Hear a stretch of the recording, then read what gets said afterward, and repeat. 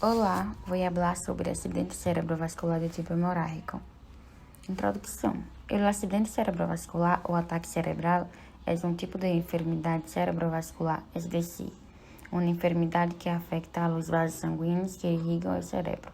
Se produz quando se interrompe o risco sanguíneo a uma parte do cérebro, ou quando se produz um derrame de sangue em o cérebro ou ao redor dele, afetando desta maneira gravemente o corpo. Anteriormente, o ataque cerebral se denominava apoplegia, um término que deriva do grego plesso e que significa golpear.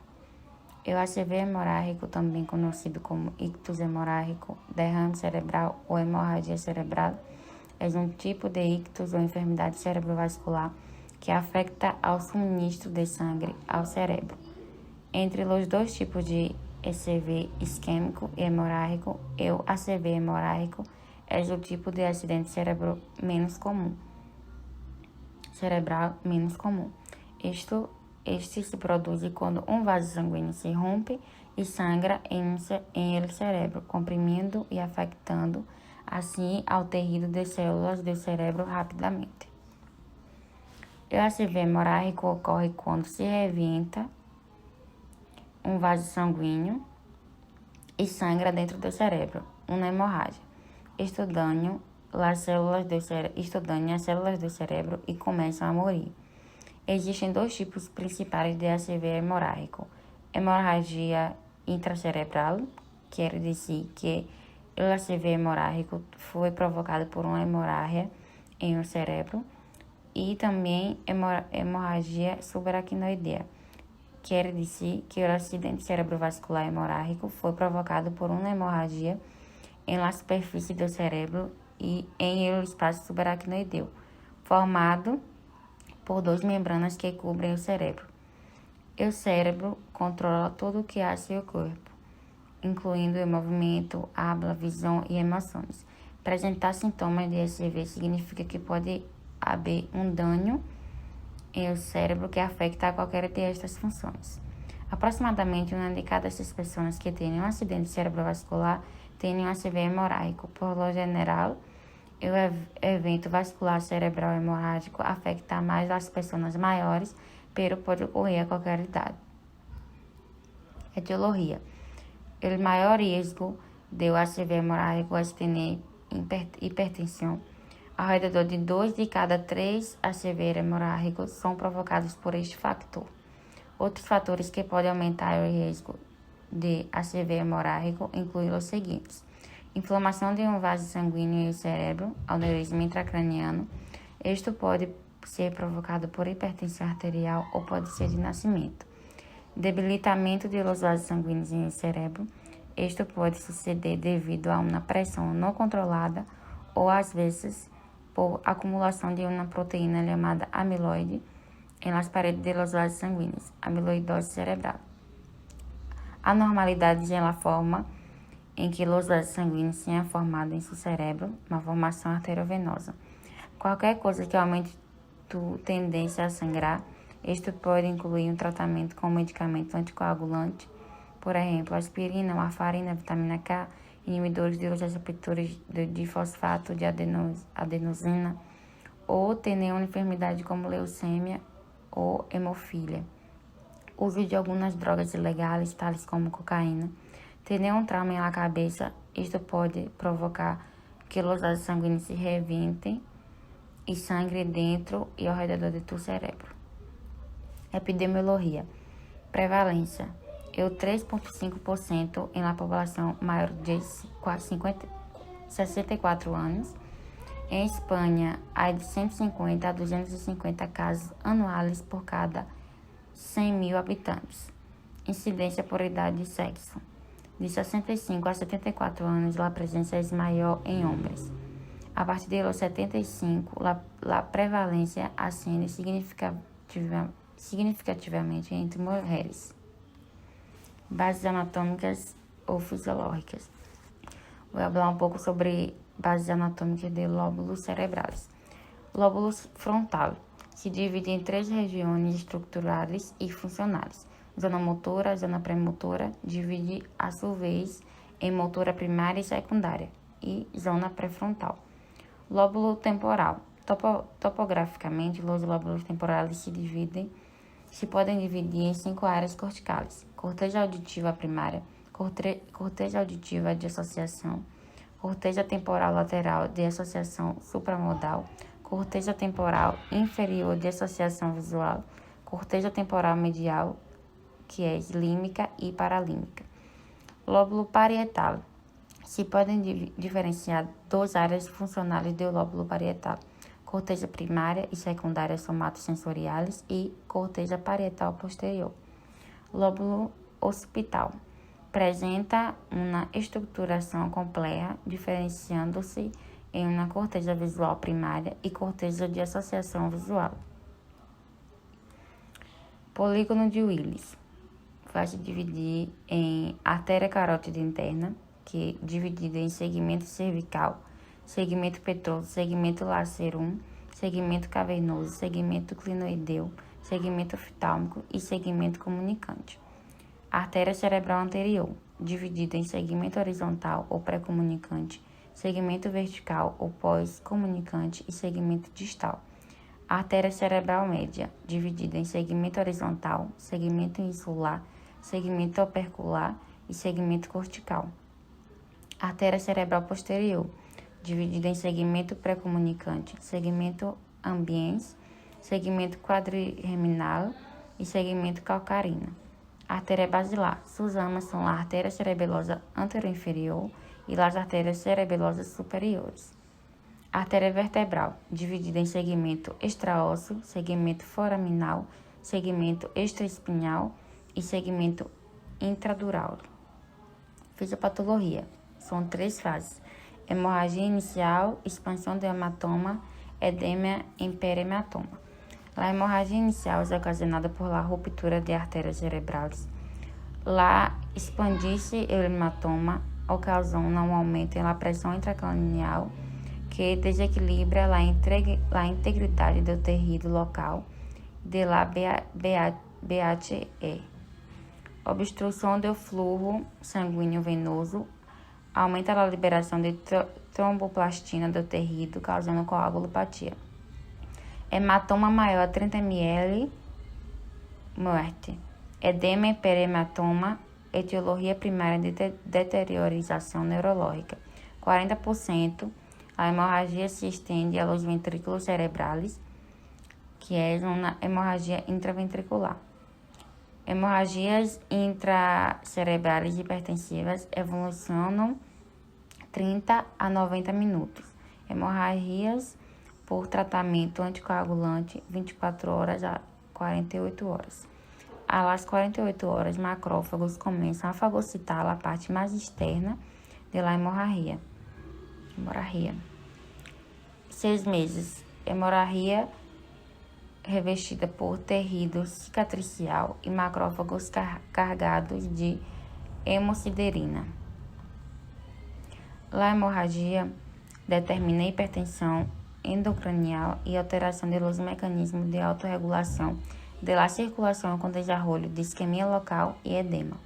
A hemorragia ocupa espaço e desplaza ao tecido sano, interrompe em o dissecando entre as fibras da substância branca.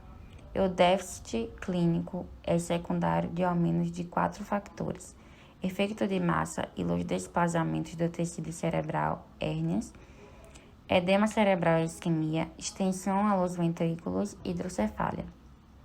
A fagocitose diminui o tamanho da lesão, restando em el tempo uma cavidade que é ocupada por astrócitos que proliferam marginalmente ao hematoma em reabsorção.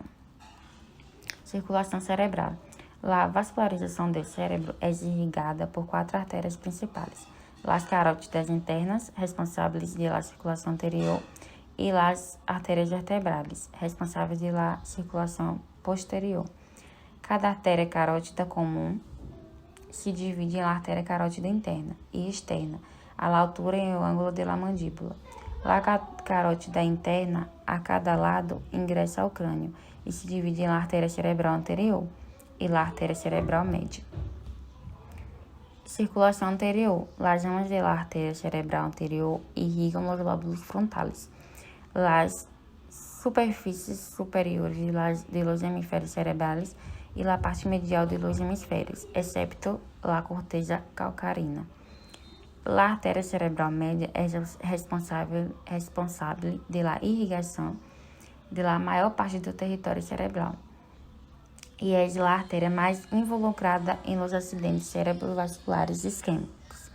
Dá lugar a las artérias lentículo-estriadas, encarregadas de irrigar os núcleos de la base, putamen, núcleo caudado e globo pálido, e la cápsula interna. O território de la artéria cerebral média inclui as principais áreas sensoriais e motoras de la corteza, radiação óptica, la corteza auditiva sensível, área para o movimento de los ojos e la cabeça, e áreas motoras e sensíveis ao linguagem e hemisfério dominante.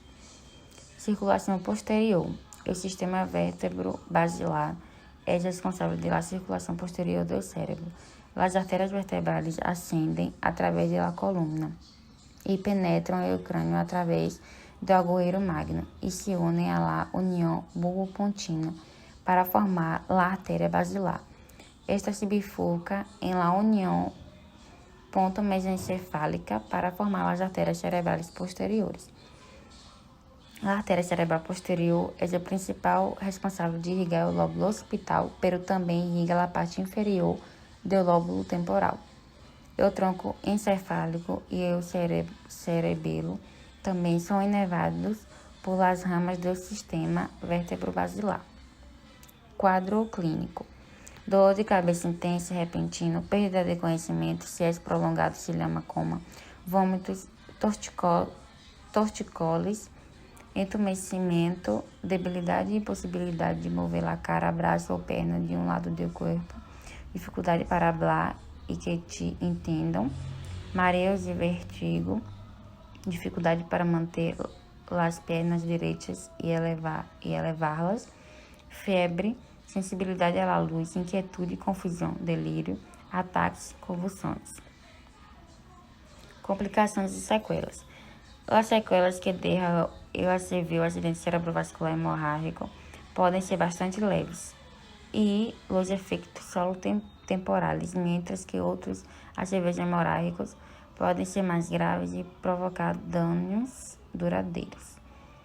As consequências do ACV ou complicações do acidente cerebrovascular incluem debilidade ou parálise, geralmente em um lado do corpo, falta de consciência do lado do corpo, geralmente ao lado esquerdo, perda de sensibilidade a um lado do corpo, dificuldade para tragar, cansaço extremo, problemas para dormir, problemas para falar, ler, escrever, problemas com a visão, por exemplo, visão doble ou cegueira parcial, dificuldades com a memória e a concentração, dificuldade para controlar a barriga e movimentos intestinais, incontinência ou estranhamento, câmbios de comportamento. Os problemas tais como de ansiedade, depressão e convulsões podem a menudo melhorar à medida que te recuperas. Se não podes mover-te devido a um ACV hemorrágico, pode estar em risco de escaras, úlcera por pressão, trombose venosa profunda, pneumonia, contracturas, posição alterada de mãos, pés, braços ou pernas devido à rigidez muscular. Diagnóstico. Existe a partir de exploração física. O médico hará uma série de provas com as que estás familiarizado, tais como escutar o coração e revisar a pressão arterial. Também se realizará um exame neurológico para ver como um possível acidente cerebrovascular está afetando o sistema nervoso. Análise de sangue. Podem ser vários exames de sangue, incluídos exames para verificar que tão rápido coagula o sangue, se o nível de glucosa sanguínea é demasiado alto ou baixo e se tem uma infecção. Exploração por tomografia computadorizada. Uma tomografia computadorizada utiliza uma série de radiografias para criar uma imagem detalhada do cérebro. Uma tomografia computadorizada pode mostrar sangrado em um cérebro, um acidente cerebrovascular isquêmico, um tumor ou outras afecções. Os médicos podem injetar uma substância de contraste no torrente sanguíneo para observar os vasos sanguíneos do coelho e o cérebro com maior detalhe. Angiografia por tomografia computadorizada. Imagens por ressonância magnética. Uma ressonância magnética utiliza ondas de rádio poderosas e imãs para criar uma imagem detalhada do cérebro. Uma ressonância magnética pode detectar tecido cerebral danhado por um acidente cerebrovascular isquêmico e por hemorragias cerebrais. O médico pode injetar uma substância de contraste no vaso sanguíneo para observar as artérias e venas e ressaltar o fluxo sanguíneo. Angiografia, que se chama angiografia por ressonância magnética ou venografia por ressonância magnética. Ecografia de la carótida. Em este exame, as ondas sonoras criam imagens detalhadas do interior das artérias carótidas em o coelho. Este exame pode mostrar acumulação de depósitos de grasa, placas e fluxo sanguíneo em las artérias carótidas. Angiografia cerebral. Em esta prova pouco comum, o médico inserta um tubo delgado e flexível, que é na sonda, através de uma pequena incisão, geralmente em la ingle, e la guia através das artérias principais hasta la carótida ou la artéria vertebral. Logo, o médico injecta uma substância de contraste nos vasos sanguíneos para hacê-los visíveis mediante imagens de radiografias. Este procedimento proporciona uma visão detalhada das artérias do cérebro e o coelho. Ecocardiografia. Uma ecocardiografia utiliza ondas sonoras para criar imagens detalhadas do coração. Uma ecografia pode encontrar uma frente de coágulos em o coração que podem haver viajado desde o coração até o cérebro e provocando acidente cerebrovascular. São algumas imagens do acidente cerebrovascular hemorrágico. Tratamento médico. Os medicamentos dependerão do tipo de ACV hemorrágico e dos medicamentos que está tomando o paciente. Por exemplo, se tens uma hemorragia intercerebral e estás tomando anticoagulantes como warfarina, podes necessitar medicamentos para contrarrestar os efeitos. Isto permitirá que a sangue coagule e ajudará a detener a hemorragia em el cérebro. Também podes tomar alguns dos seguintes medicamentos. Os anticonvulsivos, como fenitoína, se usam para prevenir as convulsões. Os antihipertensivos, como labetalol, que se usam para controlar a pressão arterial se é muito elevada. Isto ajuda a evitar as hemorragias. Os diuréticos, como manitol, podem ajudar a reduzir a inflamação do cérebro. Se tens uma hemorragia subaracnoidea, é possível que deves tomar um medicamento chamado nimodipina por ao redor de 3 semanas depois de haver tenido um acidente cerebrovascular. Isto ajuda a que a sangue siga fluindo ao cérebro. Tratamento quirúrgico. Se tens um ACV hemorrágico, existe o risco de que a hemorragia, às vezes, forme um bloqueio à medida que coagula hematoma. Isto pode deter o fluxo normal do líquido cefalorraquídeo ao redor do cérebro e provocar uma acumulação de pressão, que é uma enfermidade conhecida como hidrocefalia. Se isto sucede, o médico pode sugerir que hagas uma cirurgia para drenar o líquido excedente. Se tens uma hemorragia intracerebral em la parte traseira do cérebro, cerebelo ou cerca da superfície, é possível que necessite cirurgia para drenar o líquido. Sin embargo, isto não é apropriado para todos. Se tem uma hemorragia subaracnoidea provocada por um aneurisma intracraniano, é possível que necessite cirurgia para reduzir o risco de mais hemorragia. É possível que haja um tratamento endovascular. Em este procedimento, o cirurgião passa um tubo através de um pequeno corte em o ingle para ligar o aneurisma e o cérebro. Se colocam pequenas espirales dentro do aneurisma para deter a hemorragia. Como alternativa, é possível que haja uma cirurgia aberta. Em este procedimento, o cirurgião abre o cérebro para ligar o aneurisma. Reabilitação de acidente cerebrovascular. La persona, depois de ter um acidente cerebrovascular, é possível que deva desenvolver aprender habilidades e destrezas, ou aprender novas habilidades e adaptar-te ao dano que causou o acidente cerebrovascular. Isto se conosce como reabilitação de acidente cerebrovascular. A recuperação de um ACV hemorrágico pode ser difícil de predizer.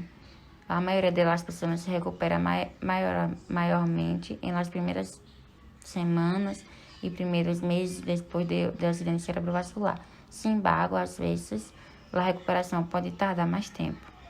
A equipe de acidente cerebrovascular do hospital desenhará um programa de reabilitação segundo as necessidades particulares. Este continuará depois de sair do hospital. O programa de reabilitação pode involucrar a fisioterapeutas, terapeutas de habla e de linguagem, terapeutas ocupacionais, oftalmólogos e psicólogos, assim como médicos e enfermeiros. Algumas imagens. Isso é tudo. Muitas graças.